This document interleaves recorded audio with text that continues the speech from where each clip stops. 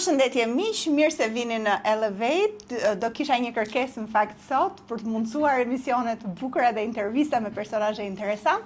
Ju lutem të bëni subscribe në kanalin tim. Sot kam ftuar një mik që e njoh prej kohësh, gazetarin e mirënjohur Drini Zeqo. Në fakt u bë kohë Drini që kur jemi takuar bashk në vitin 2010-2011 kur unë kam ardhur në Klan atëherë. Ka 15 vjet po. Kanë qenë edhe fillimet e tua në një farë mënyre në fushën e medias. Gjithë këto vite, gati 20 vjet që ti je përfshirë në media, nëse bën një retrospektiv, a ka shkuar ashtu siç e ke menduar?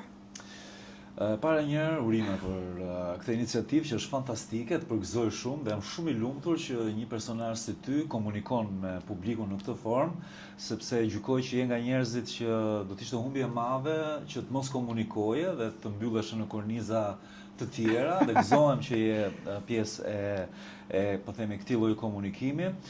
Je një mikesh e imi shumë e çmuar dhe unë të vlerësoj dhe gjithmonë kam dashur që të shoh sa më mirë dhe jam i bindur që në një formë apo në një tjetër njerëzit që vlejnë e gjejnë gjithmonë rrugën e tyre dhe ti do ta kesh të shtruar rrugën tënde se ke punuar shumë për këtë gjë dhe Faleminderit. uroj që edhe kjo nisëm të jetë një sukses si shumë angazhime të tjera të tuat. Tani për të kthyer tek unë, shiko, njerëzit gjithmonë ndërrojnë për më shumë. Edhe unë jam pak ndërimtar nga natyra dhe gjithmonë kam ndëruar pak më shumë se sa kjo që kam. Okay. Nuk është se jam plotësisht i kënaqur me atë që kam aktualisht, domethënë, okay, bëj një punë të mirë, që për shumë njerëz që janë në fushën e medias do të ishte puna që ndronin. Për mua është një punë që më bën të ndihem i vlerësuar, që i marr shumë, që i jap, por që akoma nuk më plotëson në 100% të kapaciteteve të mia. Mendoj që kam akoma më shumë për të dhënë dhe jam në kërkim të një plotësimi akoma më të madh, mbase të një programe pak më të madh ose të një hapësire për të komunikuar pak më shumë apo të vënies në punë të më shumë aftësive që kam në fushën e komunikimit, po pse jo edhe në fushën e drejtimit të medias, në kuptimin që jo nuk flas për pozicione drejtuese, po organizative. Pra sot ti e di vetë se ti ke qenë pjesë e medias shumë mirë, që ka shumë mënyra se si mund të japësh kontributin tënd. Megjithatë mendoj që njeriu vazhdimisht është në kërkim të diçkaje më të mirë për të plotësuar më shumë. Gjithmonë. Dhe ky potencial i yti i pa plotësuar krejtësisht edhe i pa eksploruar, ka nisur ta shohësh këtë gjatë kohës apo e ke pasur një ide se si duhet ishte që kur e ke nisur karrierën tënde dhe nuk ke arritur atje? Unë kam patur një, po themi, një ngërç që ka qenë më shumë një ngërç se sa një aset, që shpeshherë jam gjendur mes pjesës serioze, po themi, të prezantimit, që janë lajmet ose emisionet e aktualitetit, dhe asaj pjesës më informale, që janë këto programet më të lirshme, në një prezantim të ndonjë koncerti, në një aktiviteti tjetër. Dhe si me thënë, shpeshherë dhe figura ime ka mbetur mes këtyre dy profileve, dhe shpeshherë dhe për mua ka qenë e vështirë që ta ndaja se ku ndihem më mirë. Dhe gjithmonë kam dashur që ti eksperimentoj të dyja. Pavarësisht se tani që jam duke drejtuar lajmet edhe që kam dhe një hapësirë në Klan News, pra veç lajmeve të orës 19:30 që është një edicion qendror, kam dhe një 2 orësh në Klan News që prap kam hapësirë për të bërë intervista. Nuk do t'i thosh ajo një programi që prap ka aktualitetin, po që është pak më entertainment. Po unë mendoj që ky dualitet ekziston brenda çdo njeriu që është i arrirë edhe që edhe tek unë fundja fundit, edhe unë e kam ndjerë këtë gjë mes politikës, edhe të qenit në media. Pastaj politika është bërë pak show sot, çdo gjë është bërë pak show, si thua, domethënë nuk kam profile të ngurta, edhe njerëzit që ne njohim që mbase dikur mund të kenë qenë ata gazetarët klasik, sot i sheh që shpërfaqin forma të tjera komunikimi, komunikojnë me publikun në Instagram, rrjetet sociale. Pra sot komunikimi është bërë shumë i gjithanshëm, nuk kam vetëm një kanal, ka shumë kanale për të komunikuar. Thënë kjo, mua do më pëlqente shumë që ta zhvilloj pak më shumë komunikimin, dhe jam duke u përpjekur që të mendoj dhe unë disa forma të tjera, alternative, mbase të ngjashme me këtë. Po, ku ke hapësirën tënde për të qenë. Unë mendoj që gjithkush ka brenda nesh atë potencialin e tij edhe duhet ta gjej hapësirën për ta përçuar këtë potencial, për të qenë në një linjë, ndoshta edhe me ndjekësit, edhe me atë që bën më mirë. Absolutisht. Ti për shembull je një profil që e ke dominuar, si thua, ekranin dhe e ke krijuar një karakter televiziv, por edhe më pas në politik. Besoj që dhe unë ja kam dalë, pra nëse thua Floriana Garo, ti e identifikon, Drini Zeqo, por ka shumë të tjerë që, si thua, tentuan dhe nuk ja dolën dot. Tregu është bërë shumë i vështirë, se ka shumë prurje, por ndërkohë ka pak hapësira, sepse ka shumë njerëz që duan të futen, ndërkohë kanalet sa vjen dhe ngushtohen, dhe ne që kemi arritur krijojmë një profil, tani duhet ta mbajmë atë, ti e di sa e vështirë është. Përditshmëria shumë e vështirë, është e vështirë. Ti mund ta bësh për shembull, po unë për fatin e mirë nuk jam shkëputur asnjëherë, domethënë, dhe ndonjëherë më është dashur që të ul pak ato kërkesat e mia për të mos humbur atë përditshmërinë. Sepse për hir të vërtetës, meqense kjo është një intervistë që do të ishte e sinqert. Absolutisht. Nuk ka si të jetë, domethënë, ndryshe. Në jetët tona bëhet gjithmonë shkak një arsye të caktuar për vendimet që ne marrim. Te këty mund bëhet fëmia, në rastin meqense je nën, te kur mund bëhet familja. Pra ne marrim vendime shpesh edhe të kushtëzuar. Është pak paradoksale, sepse si qenie njerëzore, do duhet ishim shumë të pavarur, mendonin vetëm për veten, po është pak egoiste edhe kjo, nuk do më pëlqente që të mendoja kaq shumë për veten, se në fund të fundit mirë është që ta jetojmë jetën edhe me njerëzit tanë të afërt, të ngushtë, të ndihmojmë ata.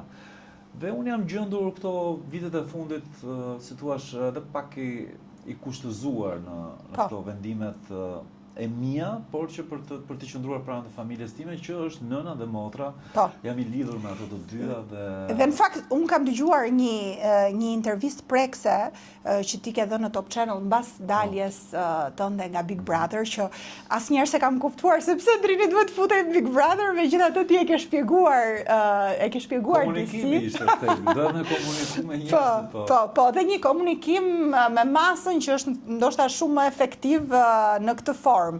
Megjithatë, profili yt i ndërtuar në vite, unë të kam parë ty realisht një djalë që ke dhënë goxha në profesion, por gjithashtu edhe ke shpalosur një model për një të ri që e kërkon karrierën, e do dhe suksesin, por ndërkohë ka edhe një jetë familjare, ka edhe një natyrë që shërben shumë mirë edhe si model për djemë të ri. Ndoshta deri diku jashtë kohës. Sepse ti po thoshe më përpara që jam kushtëzuar disi edhe nga familja, edhe nga rrethanat, edhe çfarë ka ndodhur, por jo gjithmonë kohët e sotme do thosha që të rinjt ose brezi ynë mendojnë në këtë formë. Shohin të bëjnë ato punët e tyre dhe gjërat e tyre dhe ndoshta je në këtë dyzimin që kush është më e mira realisht? Kush është më e mira është një pyetje që nuk merr tamam përgjigje kaq kollaj, sepse sfidohemi nga shumë gjëra.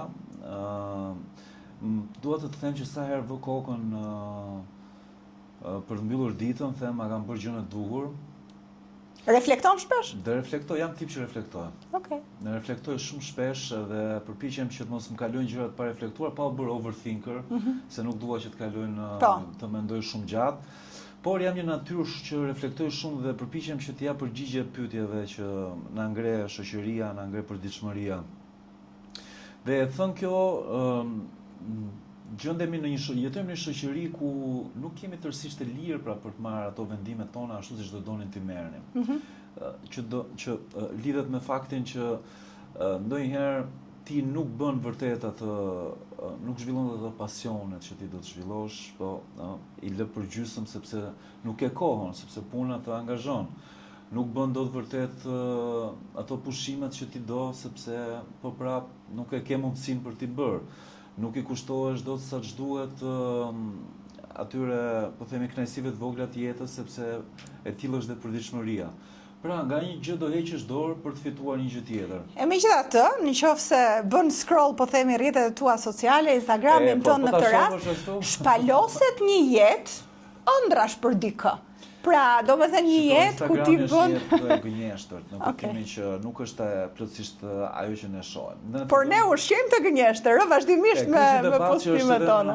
Edhe në mediat ndërkombëtare, ku donte sot në botë, është që pse njerëzit reflektojnë vetëm atë më të mirën e tyre.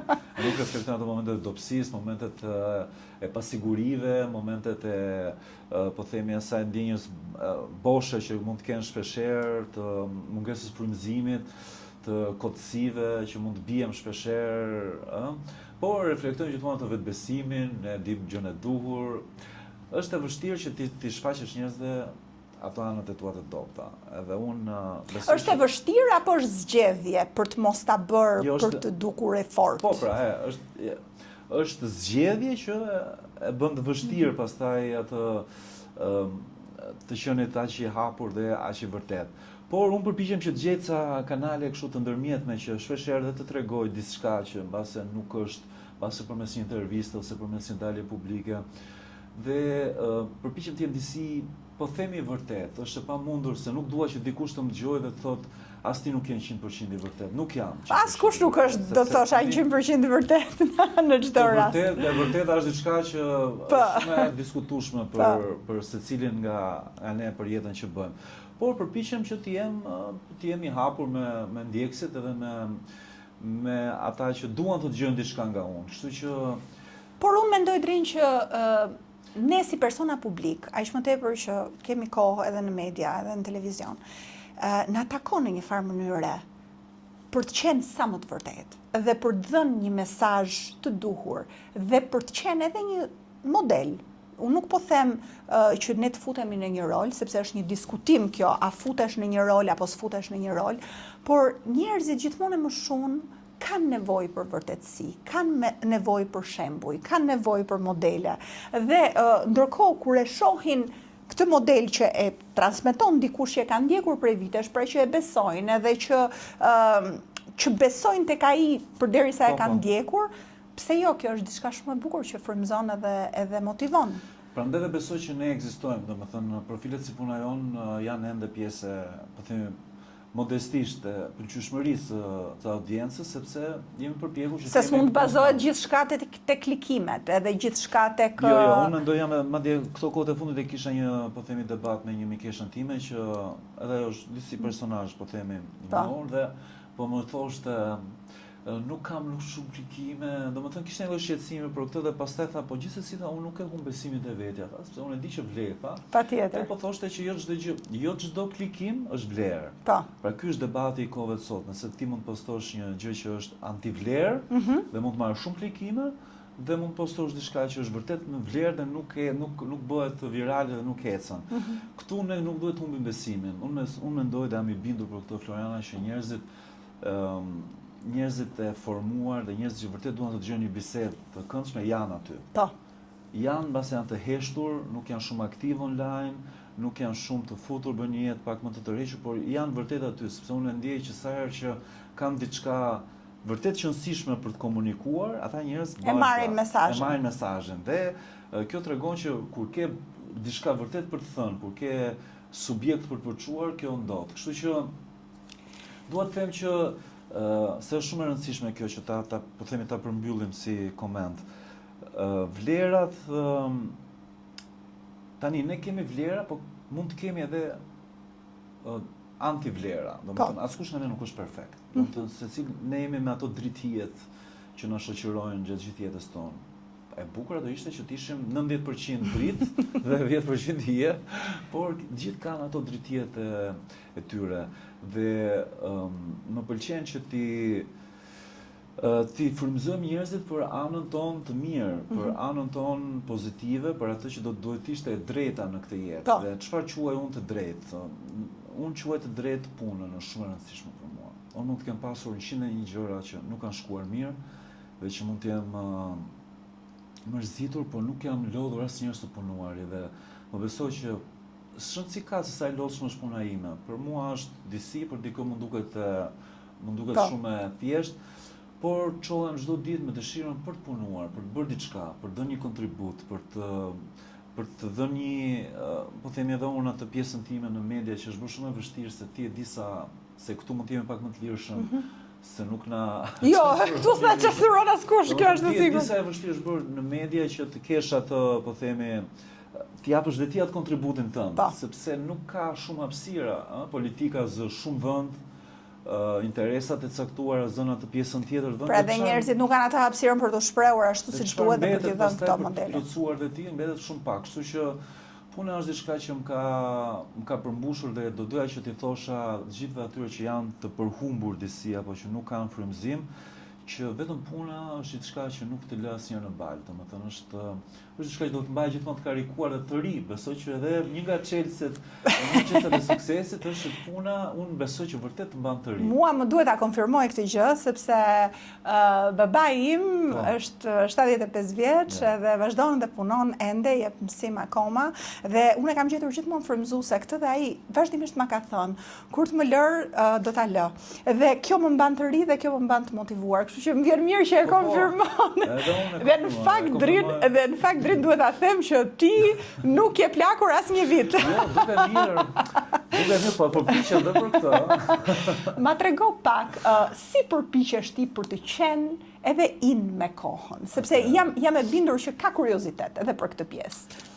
Para punës njerë është diçka e brendshme që kur nis të bësh këtë punën që bëjmë ne, po themi që është punë me publikun, o e ke o nuk e ke atë yllin që të shkëlqen, domethënë që të ndërton figurën. Është vërtet. Kjo nuk është një gjë, domethënë ka shumë njerëz, shumë kolegë që unë i çmoj patjetër, i vlerësoj jashtëzakonisht shumë sepse kanë egon, kanë standarde profesionale të larta, por nuk e kanë atë yllin. Domethënë sepse është diçka televizive, pastaj mblidhen shumë faktorë. Mendoj që është diçka që është diçka e lindur, pra patjetër që duhet formuar dhe duhet stërvitur dhe duhet ushqyer. E dyta pastaj është ajo pjesa që lidhet me formimin edhe intelektual, le ta themi. Patjetër. Na shkalohet shumë sot se shumë njerëz përpiqen vetëm që të duken bukur, po duhet më qenë pak të lexosh. A vazhdon lexon ti? Vazhdon lexon? Jo si më përpara, fatkesisht. Edhe kjo është diçka që konfirmojnë edhe shumë miq edhe kolegë tanë. Mediat online na morën qartë. Na kanë marrë qartë. Mediat online e kanë ulur atë interesin dhe përqendrimin në maksimum, domethënë. Ti nuk përqendrohesh dot, sado që përpiqen të bëj ato skemat që ulu çdo natë lexo 10 faqe, lexo 15 faqe, lexo 20 faqe, nuk funksionon. Po dikur kur ke qenë më i ri, ke lexuar shumë? Kam lexuar,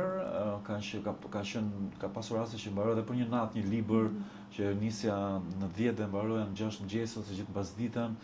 Gjë që tani nuk e bëj, ka shumë vite që nuk e bëj dot, por përpiqem që ka një detaj shumë interesant që shpeshherë ma vën në pa familjarët, aty te koka e krevatit tim, në dhomën time është mbushur plot me libra dhe janë gjithë të lënë për gjysmë.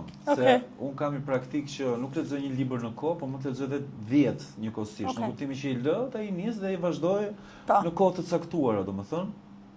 Dhe më pëlqen ndonjëherë që të jetoj në një rrëmuj të organizuar dhe i di vetë si t'i gjej ato gjërat e mia dhe e njëjta gjë ndodh me librat që i lë ashtu të hapur dhe të mbyllur për gjysmë që më bën të funksionoj shumë mirë. Por e dyta pra ishte kjo çështja e formimit që është shumë e rëndësishme, mendoj, dhe e treta është pjesa e dukjes, që unë kam shumë respekt për njerëzit që duken mirë. E kam pasur të gjithmonë. Edhe jam përpjekur të dukem edhe kur nuk kam pasur, po edhe kur kemi pasur, edhe kur kemi, domethënë në thonjza sajohemi. Po është respekt për veten, është respekt për ekranin edhe ndikon dhe në gjendjen shpirtërore, ëh? Mendoj që duhet, patjetër, mendoj që është bukur kur ti ndihesh në një dhomë, hyn në një dhomë dhe je bashkë me njerëz që e kanë respektuar momentin, janë veshur mirë, dhe këtu nuk në kuptoj çmimet së shtrenjta, besoj ti e kupton. Sa të ka ndihmuar pamja e jashtme?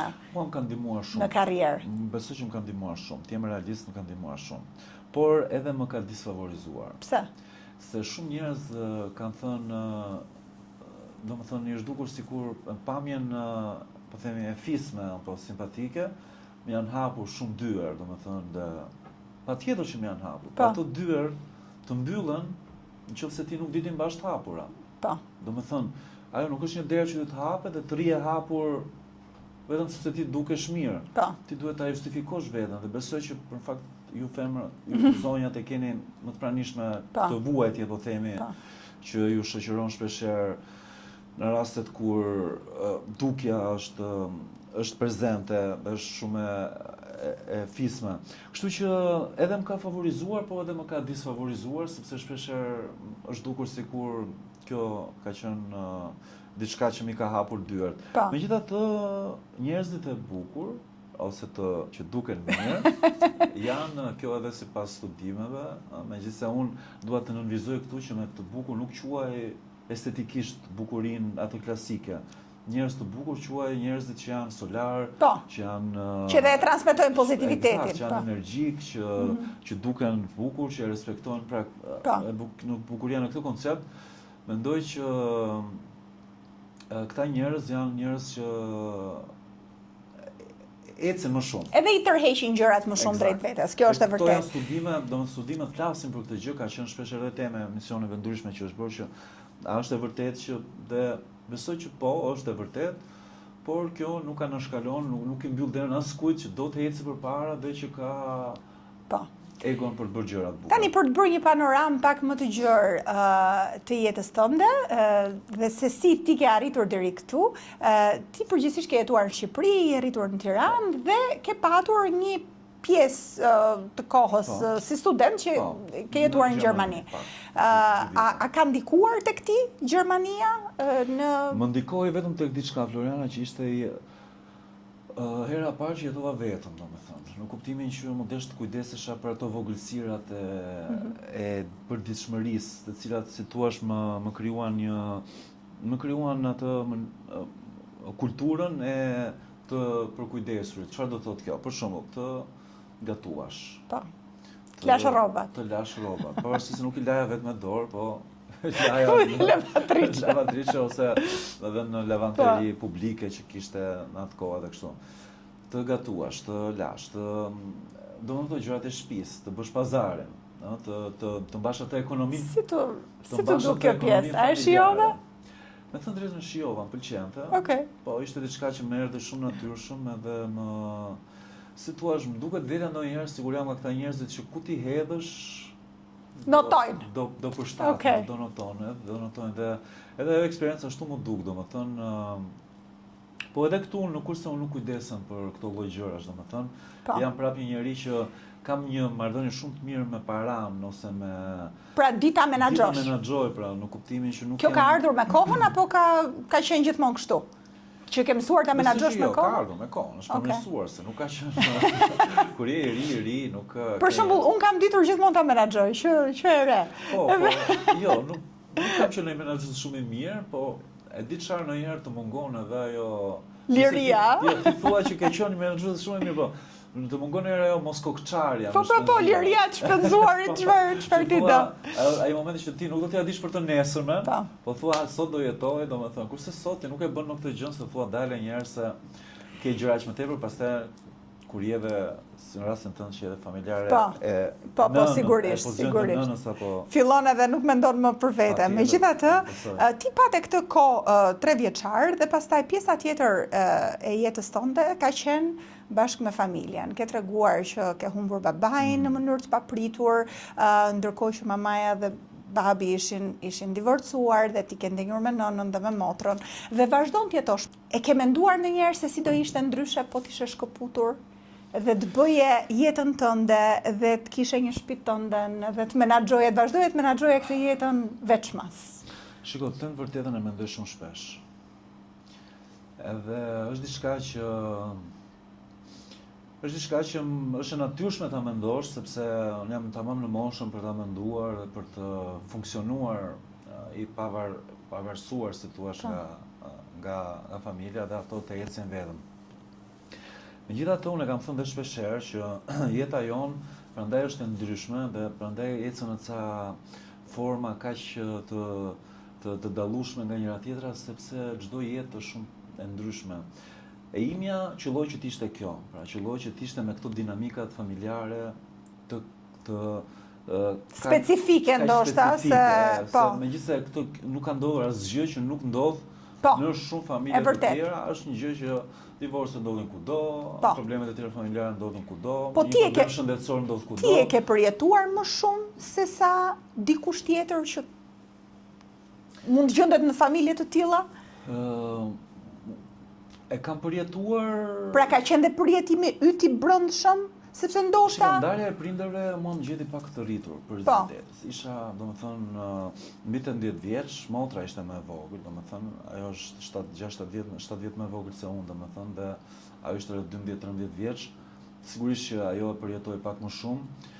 Unë isha më i rritur, por e përjetova sepse sigurisht kur ndjen që njëri nga të dy është duke e kaluar në mënyrë jo të mirë, në këtë rast nëna ime, dhe djemtë janë përgjithsisht lidhur me nënat, dhe ndjeva një lloj moment, pata një moment patjetër të vështirë, por që fati im ishte që gjithsesi isha arritur në një familje njerëzisht formuar, që nuk e krijonin drama të kota, po themi njëri tjetër, dhe që e kuptuan që kjo gjë nuk funksiononte më dhe vendosen që të shtrëngonin duart njëri tjetrit, domethënë, dhe kjo ishte një lloj lehtësimi, sepse ka dhe plot familje të tjera që dëgjojmë raste plot që kalojnë situatë pas situate vështirësisht. Unë kisha një psikiatre në fakt para nuk dalin dot nga para emisionit tënd, dhe ajo tha pikërisht këtë, që nëse ekziston probleme madhore në familje, më mirë të ndahen prindrit edhe të kenë jetën e tyre, sepse fëmijët do t'i kalojnë, por rasti yt, a mund ta konfirmosh ti këtë, apo do kishe preferuar ndryshe? Sigurisht do kishe preferuar ndryshe që ata të shkonin mirë, por domethënë të mos ishin ndarë edhe duke patur probleme. Unë nuk e them dot sepse është diçka që nuk e di se do kishte shkuar, mbase njëri apo tjetri mund të kishte bërë një hap pas, mund të ishte të rrequr, ka pasur tentativa dhe mes tyre, më sa mbaj mend që ta kalonin këtë gjë, nuk u kalua dot patjetër. Por është në dorën e të dyve, ti nuk e di asnjëherë, është në dorën e dy prindërve, të dy njerëzve të rritur që vendosin se cila do të jetë fati i martesës së tyre. Unë kam dhe shumë miq të mi, të cilët janë të moshës time. Martesat e cilëve nuk kanë shkuar, nuk shkojnë siç duhet. Është një gjë që ndodh shpesh në ditët e sotme. Sidomos kur martohen më të rinj, do thosha. Eksakt, sepse janë martuar që 20 vjeç, dhe tani janë 45 gati dhe kanë kryer një 25 vjeçar së bashku, por mbase nuk kanë plotësuar atë jetën që do donin të kishin. Fëmijët janë rritur disi, janë bërë adoleshentë dhe tani ndjen shumë të rinj, se një 45 vjeçar sot është shumë i ri, si thua, duket shumë i ri, dhe duan që të rinisin mbase edhe një herë një jetë të dytë. Çfarë mendon ti kur hasë raste të tilla? Thua që më mirë që s'e ka martuar.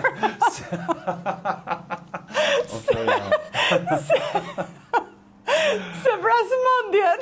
Unë po t'rregojmë, po them që ju them me shumë pastërti që uluni me njëri tjetrin, hapur, dhe thoni se sa doni vërtet të rini akoma me njëri tjetrin. Dhe kjo është thelbi, por pastaj janë fëmijët mes. Sigurisht. Është shumë e vështirë, nuk është kaq bardhëzi situata. Dhe vendimet nuk merren kaq vetëm me është dashuria, s'është dashuria. Shpeshherë gjërat duhen menduar më gjatë dhe duhet menduar se dashuria në një pikë mbase edhe mund të sfumohet, por mbeten shumë gjëra të tjera që e bashkojnë një çift. Unë besoj tek kjo lloj marrëdhënie më shumë se sa tek dashuria klasike. Jo se nuk besoj te dashuria, po besoj që dy njerëz bashkohen më shumë edhe për shkak të detyrave që kanë për organizimin e jetës, për të krijuar një familje, për të krijuar një familje që koncepti i familjes për mua është shumë i bukur dhe që duhet të ruajtur patjetër, pavarësisht se në kohët që jetojmë e dim shumë mirë se sa e vështirë është bërë dhe se sa... Ti ke folur pak për rastin e motrës tënde, e cila ka një problem të shëndetit mendor.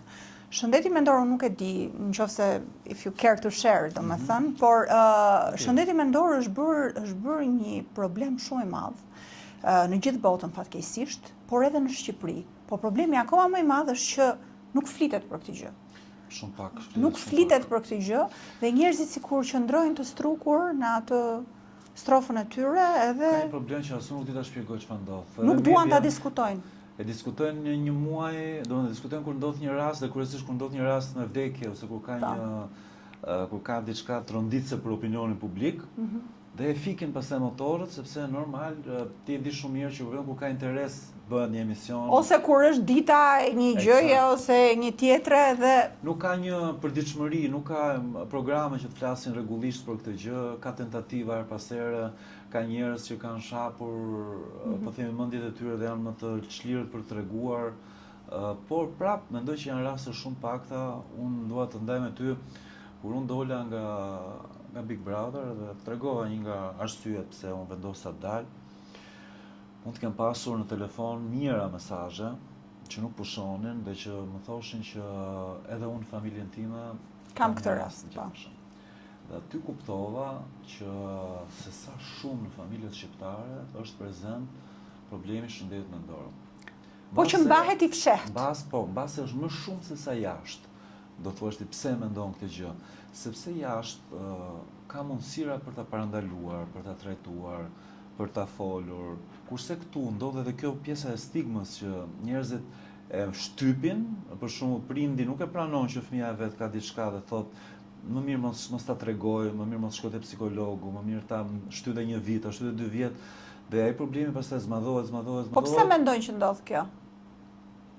Besoj që është shpreha e klishe që i trëmën opinionin publik, kanë turp në thonjza, akoma është kjo fjala që nuk duan që të duket kur ka diçka që nuk shkon në familjen e tyre perfekte, që ne nuk kemi probleme të tilla, ndërkohë që sot është bërë një gjë që të gjithë mund të preken, nuk ka, është diçka që edhe ti dhe unë në një moment toni dobësie mund na prekë një problem. Dhe tani kur po flasim për spektrin e autizmit? Jo, nuk është specifikisht. Është një lloj forme që lidhet më shumë me depresion. Okej. Po. Por që ka forma të caktuara pastaj të saj që mund të derivojë, por që sigurisht do trajtim ndër vite dhe do trajtim shumë të kujdesshëm që mos zhvillohet më shumë, do të bëhet situash në kontroll. Ti ke qenë prezent në jetën e motrës vazhdimisht duke... Unë kam qenë gjatë gjithë jetës saj prezent edhe besoj që unë jam një figurë kyçe e jetës së saj, edhe si thua, ajo më sheh dhe mua si një, sidomos dhe mbas humbjes së babait, më sheh si një figurë kryesore të jetës së saj, që më tepër që ajo nuk ka pasur një njeri të rëndësishëm në jetë, flasur për një lidhje martësore apo për një... Okej. Por ka patur histori të... Okej.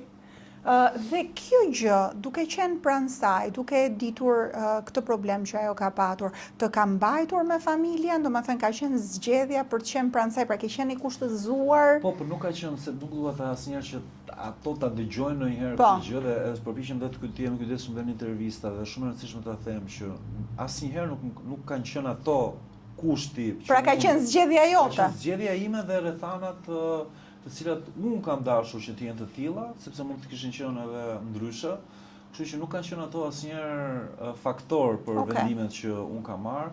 Unë jam tërësisht i lirë, i rritur, tani janë mundësirat patjetër që unë të shoh gjërat e mia, dhe pse jo jam duke i parë, kështu që Shiko, Drin, unë mendoj që edhe tek dëgjuesit ose shikuesit tanë mund të ketë plot raste të tilla dhe që e mendojnë që kanë këtë detyrimin ose një prind mund ta detyrojë dhe në një farë mënyre edhe fëmijën tjetër që të kujdeset, që ta ketë përgjegjësi. Edhe është e vështirë mendoj që ta gjesh fare atë balancën të jetosh jetën tënde dhe ndërkohë edhe të kujdesesh për familjen, kështu që nëse ti mund t'japësh një shembull nga zgjedhjet e tua për këtë gjë. Shembulli është çdo gjë vetë natyrshëm. Okej. Nuk ka rregulla specifik. Okej. Unë në momentin e parë që do kisha pasur një gjë të madhe në jetën time, dhe këtu flas. Pra vërtet e rëndësishme. Okej. Po nuk ka qenë kjo gjë e rëndësishme. Nuk ka qenë, ka pasur gjëra periferike.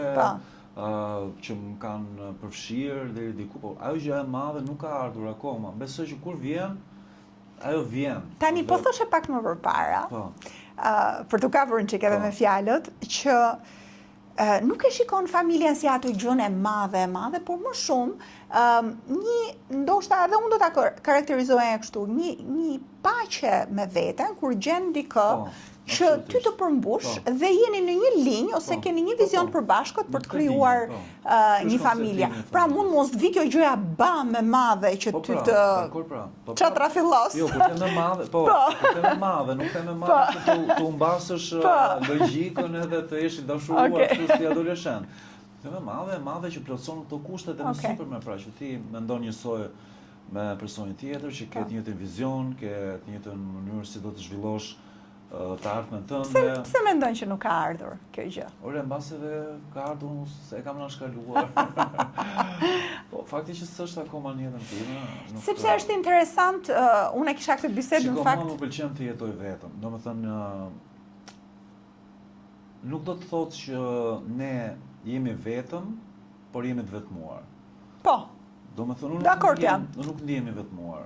Madje ndaj këtu dhe mendimin e shumë miqve apo mikeshave të tjerë, të cilat në kohët moderne apo në kohët e sotshme ndihen kaq mirë.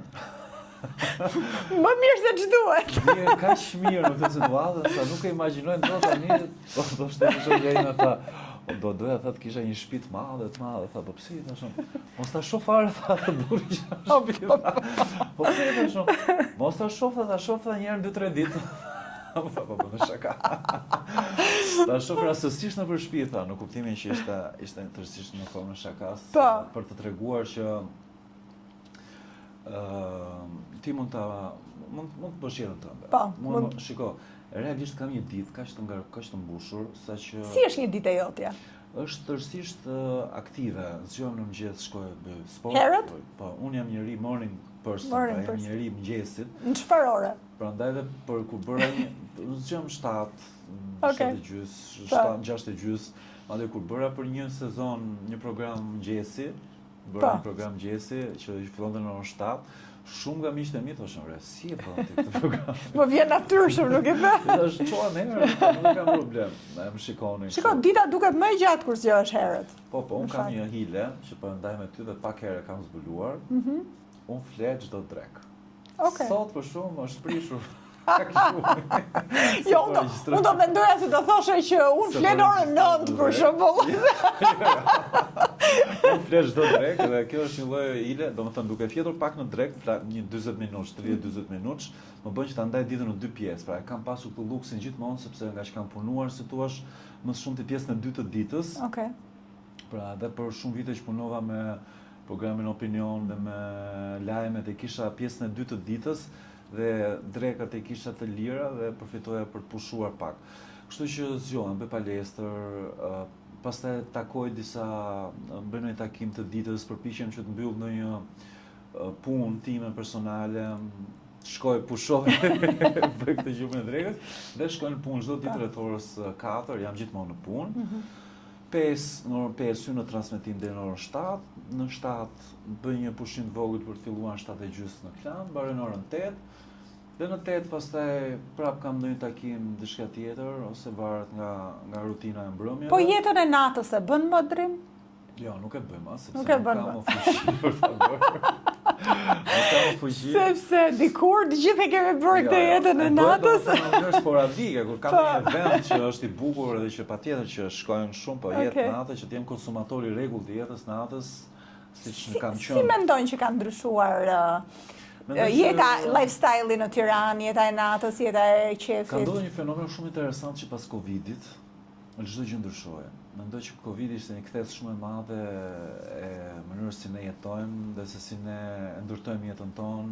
Çfarë ka ndryshuar? Ajo mbyllja na bëri që të mos rrimë vonë shumë darkave, të ta mbyllim ditën pak më herët, të jemi edhe më vigjilent për veten. Mendoj që unë personalisht jam bërë më vigjilent dhe ndaj kujdesit për veten, në kuptimin që përpiqem të ha pak më shëndetshëm, që të marr ato vitamina tani. Po vjen me moshë kjo apo kishte lidhje me Covidin? Si ka me moshë? Jo, se mund të ketë lidhje edhe me Covidin, Xhana. Jo, që me Covidin u krijuan ca orare të reja, pra çfarë dua të them, me Covidin për shembull, se edhe që pas Covidit oraret e jetës së natës ndryshuan. Për shembull, klubet mbyllin muzikën që në orën 12, se ti nuk i di këto detaje. Po dhe më thënë, ndryshoj dhe mënyra e organizimit të këtyre, po themi, vëndeve të argëtimit, dhe si rjedhoj, ne detyruam që mos kishte më orare të tezë zgjatura, pra ta mbyllin pak më shpejt ditën. Por jo, nuk i bën dot të gjitha në këtë jetë, nuk është e pamundur të bësh të gjitha, kështu që përpiqem të jem më i kujdesshëm. A udhton më? Udhimet i ke pas qef gjithmonë? Po, shumë. Përpiqem, por... Ka ndryshuar dhe ky ritmi i udhimeve, sikur unë të paktën, tani që kam krijuar familje, nuk më udhtohet më siç udhtoja përpara, më duket kështu si një gjë e zauruar. Tani më udhtoj, po dhe kur udhtoj, jam në kërkim të atij udhimit që vërtet më bën të do të përmbush, po edhe do të përmbush ose të përmbush dhe të pushoj. Po. Pra nuk jam në atë kërkimin e atij vendit që domethënë të stërmundoj, të lodhi, të bësh kilometra të tërë për të parë një vend të caktuar, por përpiqem të gjej destinacione që janë më të arritshme. Dhe përpiqem që të shoh vende që nuk i kam parë, besoj që kjo është një dëshirë e shumë njerëzve që e kanë pasion udhimin.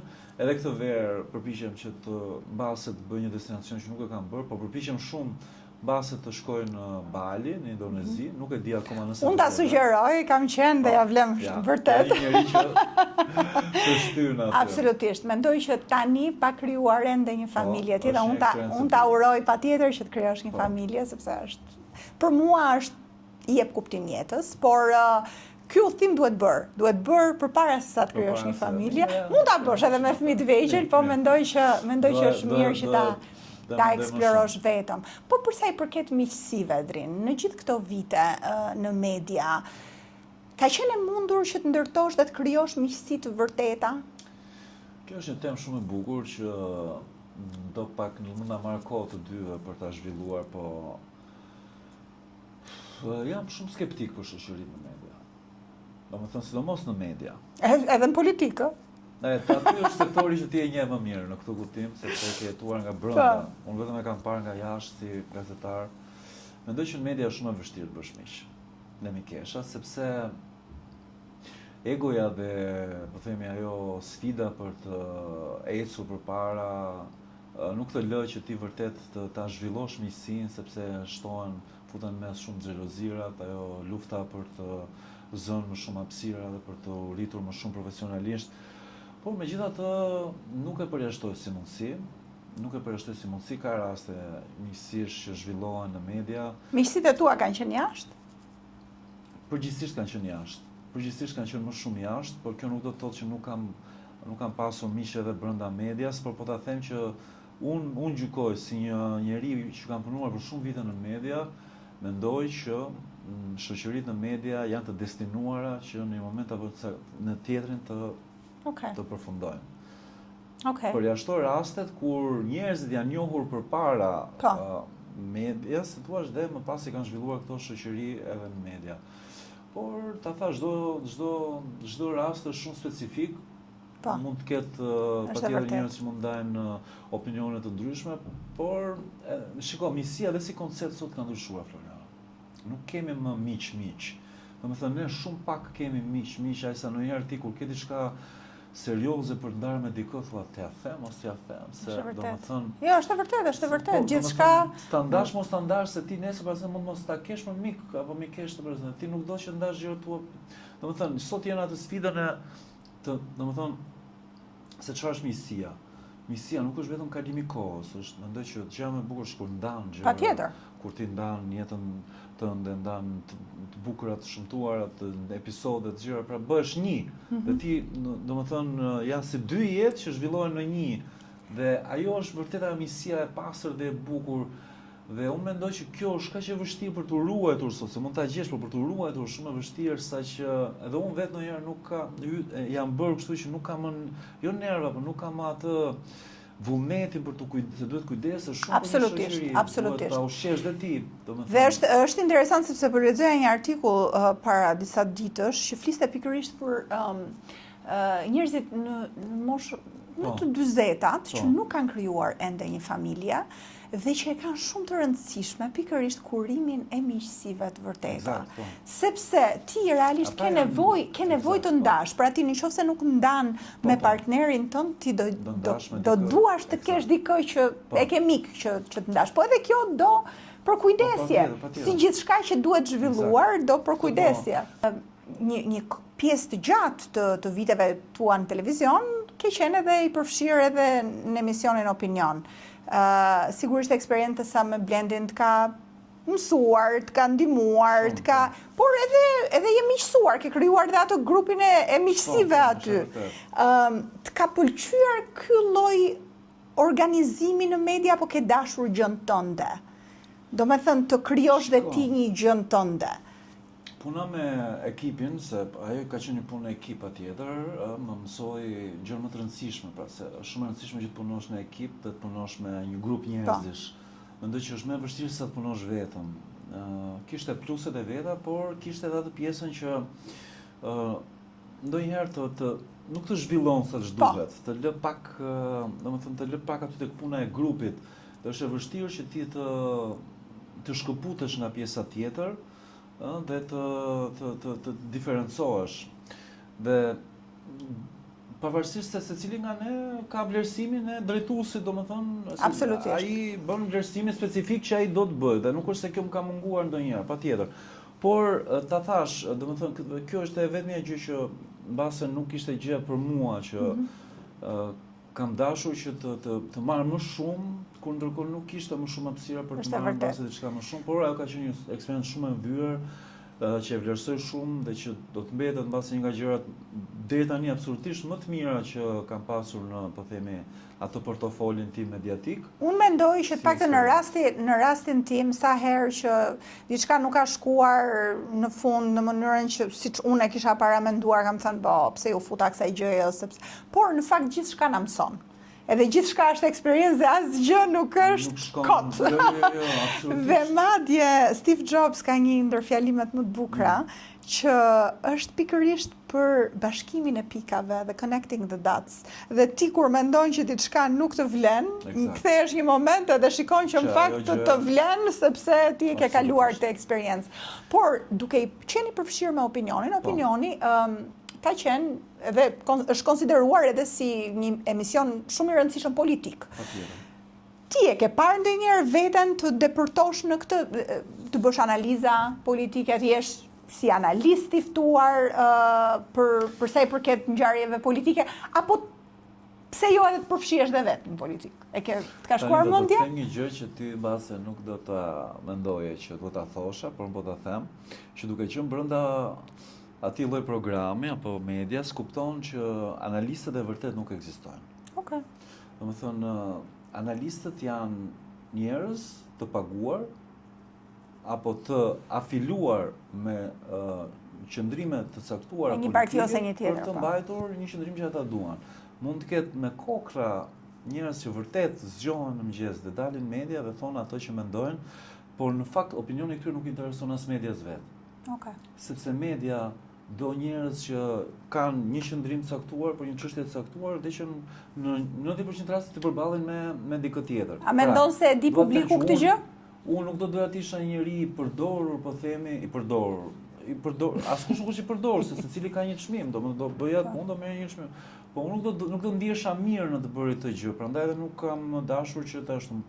Mua pëlqen shumë liria si konvencion. Duhet bëj gjëra që domethënë duket pak si romantike, thon. Jo, nuk është romantike, mendoj që tregon edhe pastërtinë tënde si Më pëlqen që të zhvilloj një diçka që më jep liri në krijimin e një produkti televiziv. Është shumë e vështirë, por do doja shumë që nesër në një moment caktuar të kisha të zhvilloja një, po themi, prodhim televiziv ku në thelb ti ndihesh i lirë për të bërë atë që do, si do, dhe domethënë në cilin zhanër, në cilin fushë? Mua më pëlqen aktualiteti, më pëlqen life, jeta e vërtetë që ndodh. Po, real life. Real life, ajo është gjëja që më tërheq gjithmonë, më pëlqen jetët e njerëzve. Kush e di ndoshta ndonjë emision në kanalin tënd të ardhshëm YouTube? Po, nuk e përjashtoj as këtë si mundësi. Mund të jetë çdo gjë, unë ta thash, E di si është Lorena, besoj dhe ty të ka ndodhur ndonjëherë që ato gjërat më të bukura në jetë që ti mund të kesh bërë, nuk kanë ardhur se ti, domethënë, i ke kërkuar me ngulm. Kanë ardhur se ti je zgjuar dhe kanë qenë për të ndodhur në atë moment saktuar, pra. Po dhe ti ke qenë i përgatitur për rastin, besoj, sepse pra duhet vijë ai momenti, pra, ai momenti duhet mblidhen ato dots, duhet bashkohen bashkë, domethënë që të vijë ajo gjë. Por unë jam duke kërkuar, jam duke punuar për një gjë që të vërtet më plotësoj, jo se puna që bëj nuk më plotëson, por dua një gjë timen, që të ketë emrin tim. Po, që të ketë emrin tënd dhe të përçojë ato që ti je. Po në qoftë se do kishe rastin tani që ti jepje një këshill një djali 20 vjet më të ri se sa ti, që futet në botën e medias dhe ose që nuk është futur, po do të futet dhe ty të shikon si model, çfarë këshilli do t'i jepje?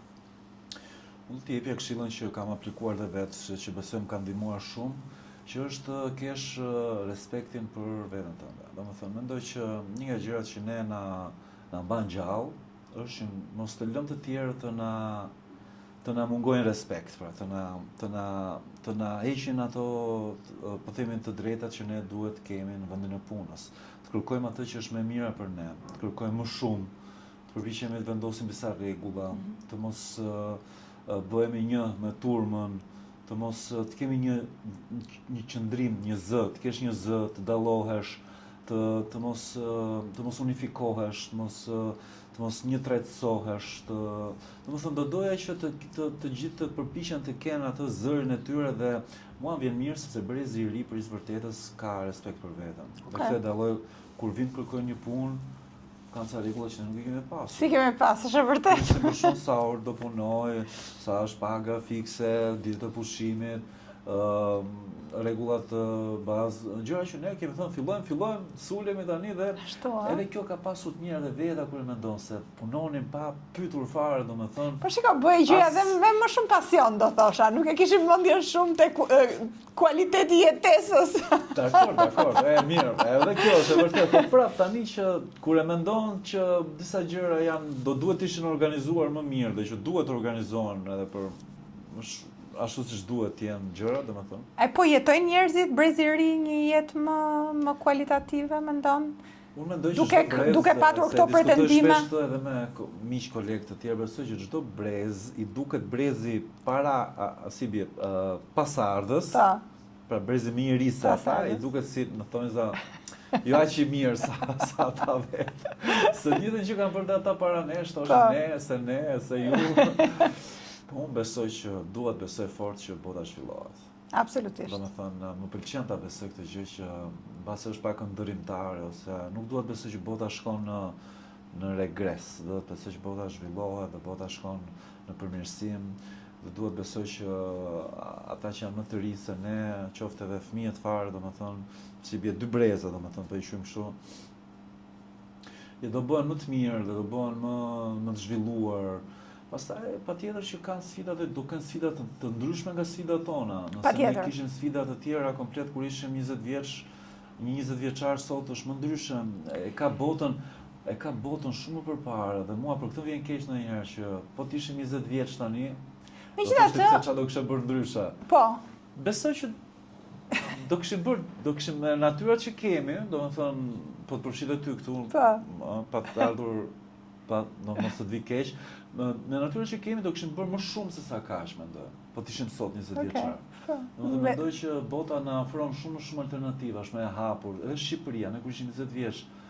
Po Shqipëria nuk ka qenë kaq e hapur Shqipëria se. Po themi 20 vjeçar sot. Po.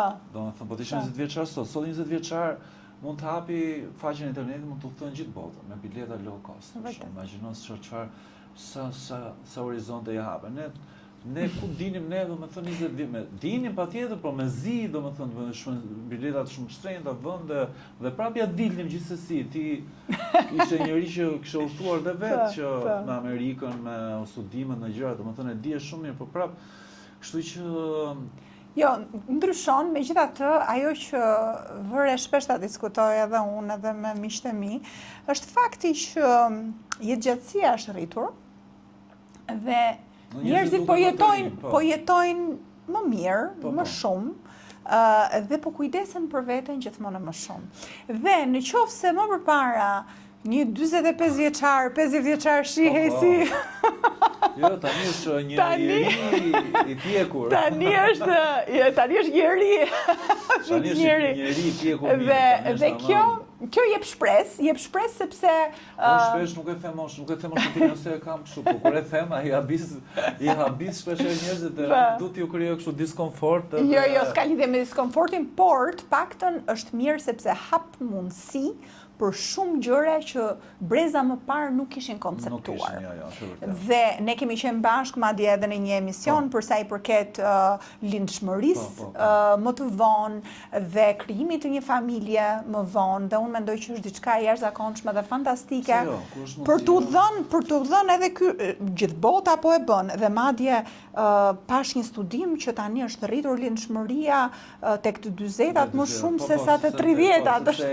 Janë më gati mbasi ndonjëherë dhe kanë vënë më shumë rregull, e kanë jetën më të standarde më të mira. Kjo është diçka, domethënë, për t'u përgëzuar dhe për t'u vlerësuar, mendoj, gjithashtu, sepse të hap disa horizonte që nuk i kishe pasur më përpara. Kështu që unë gjykoj që njerëzit kanë sot më shumë mundësi. Mendoj që mbahen më shumë, ushqejnë më mirë, bëjnë më shumë sport, janë më të rinj, duken më të rinj, dhe mosha është rritur e gjatësisë, kështu që kanë më shumë mundësi për ta jetuar jetën. Por në anën tjetër janë më të ekspozuar ndaj shumë problemeve që janë çështjet e rrezatimeve dhe ndotjes së ambientit, ka më shumë mbase ndonjëherë smundje të problematikave të tjera, por që jeta të ofron më shumë mundësi sot. Ku e sheh veten ndrym pas 5-6 vjetësh? 5-6 të bën? 5-6, për 5-6 vjetë do të kem bërë këtë projektin tim. Do doja shumë që ta kem përmbyllur dhe të jenë duke zhvilluar dhe të jetë në një kulm të vetëm. Do doja që të ishte në një. Ta uroj shumë. Do doja shumë që të ishte duke shkuar mirë dhe që më plotësonte. Dhe dua të them që unë e du shumë këtë punën time, po themi këtë pjesën e komunikimit, dhe du që kjo të më marrë shumë nga jeta ime, pra të marrë goxha energji. Dhe e shoh të lidhur me këtë pjesë, domethënë janë time, dhe doja që të kisha një njeri që të më përmbushte dhe që të ndaje, të ndanim bashkë, po themi, jetën dhe çdo gjë tjetër, dhe dua shumë që familja ime të jetë mirë, që nëna dhe motrat të jenë të shëndetshme, të mos kenë probleme me shëndetin, se mendoj që ajo është gjëja më kryesore, shëndeti. Pastaj për gjithë shka që vjen je i hapur? Po, patjetër. Kjo është e rëndësishme. Unë të falenderoj shumë për këtë bisedë të hapur, të sinqertë, të uroj çdo gjë të mirë që ti dëshiron, dhe uroj shumë që edhe motra jote, edhe mamaja jote të vazhdojnë dhe të jenë mirë, ashtu siç. Edhe një herë tjetër dua të të përgëzoj shumë për projektin edhe për Ecurin, që jam i bindur që do jetë një nga, po themi, kanalet me intervista shumë cilësore dhe me njerëz të një profili të një standardi shumë të mirë, dhe ti ke ditur gjithmonë që ti zgjedhësh mirë njerëzit, edhe për mua ke bërë një nga programet më të mira, jo vetëm Faleminderit. Është një program shumë i mirë dhe me një zhvillim shumë të mirë për aq kohë sa që ti e drejtove, pavarësisht se emisioni vazhdoi më pas në Klan, por uroj që ky projekt të shkojë sa më mbar dhe të tjerë, se unë e di që ti nuk kënaqesh me pak, e di që ke shumë gjëra në tokë, uroj më të mirën për të. Faleminderit shumë.